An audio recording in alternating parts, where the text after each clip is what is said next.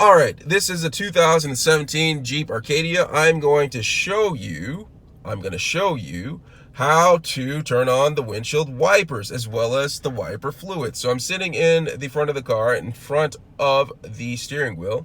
I'm just going to look through here and look at this lever right here. Do you see this lever right here?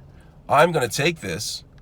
This is for the front windshield, and I'm going to turn this. Turn it once, turn it twice.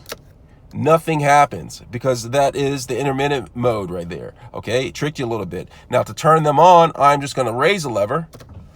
Raise the lever. Look at that. The windshield wipers are on. Now to turn them off, I'm just going to pull it back down. Now to turn on windshield wipers for this, I'm going to take this lever and pull it towards me. And look at that. Windshield wiper fluid is coming out and the windshield is being washed. Now release it and it stops and it finishes wiping. Now you also have control for the rear, okay? So you have this right here. You're gonna take this and turn it. Turn that knob and the rear windshield wiper turns on just like that, okay? Now, that's that. There's also the rear windshield wiper washer, okay? So there is this button right here. I'm gonna press this.